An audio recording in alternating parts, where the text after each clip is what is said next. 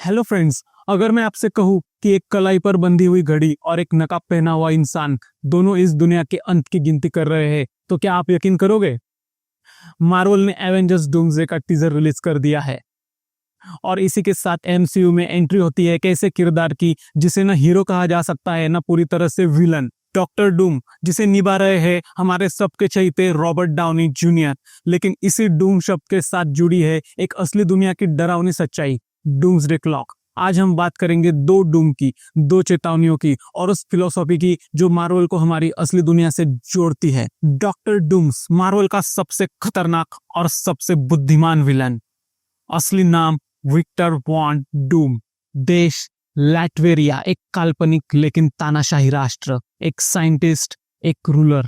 Thanos के बाद शायद डॉक्टर डूम ही वो विलन है जिसको इतनी लोकप्रियता मिली है। डॉक्टर डूम्स मानता है इंसान को खुद से बचाने के लिए उसे आजादी नहीं, नियंत्रण चाहिए। यही सोच हाइड्रा की थी। उसकी नजर में सुपर हीरोज असफल है, गवर्नमेंट करप्ट है और इसलिए वह खुद को दुनिया का एकमात्र समाधान समझता है। अब आते हैं असली दुनिया के डूम पर।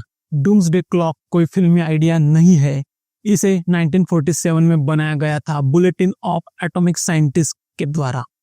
इस घड़ी में मिडनाइट का मतलब है मानव सभ्यता का अंत, जो हो सकता है nuclear war, climate change, AI और बायो थ्रेट्स की वजह से।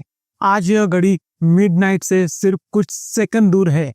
मतलब इंसान खुद ही अपने अंत की तरफ बढ़ रहा है। और यह दोनों डूम्स की कहानी दिलचस्प हो जाती है क्योंकि डॉक्टर डूम कहता है अगर इंसान को आजादी दी गई तो वो खुद को नष्ट कर देगा, और डूम्सडे क्लॉक कहती है इंसान को आजादी दी गई और वो खुद को नष्ट कर रहा है। डॉक्टर डूम्स समाधान थोपता है, डूम्सडे क्लॉक चेतावनी देती है। एक फिक्शनल डिक्टेटर और एक साइंटिफिक मिरर, ये दोनों का एक बेहद अजोड़ ऐसा संगम है।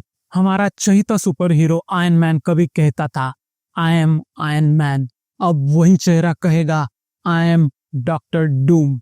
रॉबर्ट डाउनी जूनियर का डॉक्टर डूम बनना सिर्फ कास्टिंग नहीं है, यह एक सिंबोलिज्म है।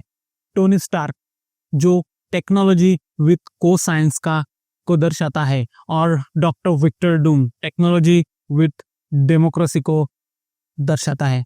मार्वल हमें पूछ रहा है अगर वही दिमाग सत्ता के साथ जुड़ जाए तो क्या होगा। डूम्सडे क्लॉक हमें याद दिलाती है न्यूक्लियर वेपन अब भी मौजूद है। पॉलिटिशियंस शॉर्ट टर्म सोचते हैं, साइंटिस्ट वार्निंग दे रहे हैं, लेकिन डिसीजन मेकर्स सुन नहीं रहे हैं।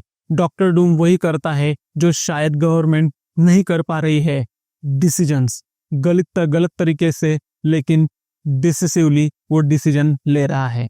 तो सवाल यह नहीं है कि डॉक्टर डूम विलन है या नहीं। असल सवाल यह है अगर इंसान खुद को नहीं संभाल पाया तो क्या डूम जैसे किरदार का आना तय है।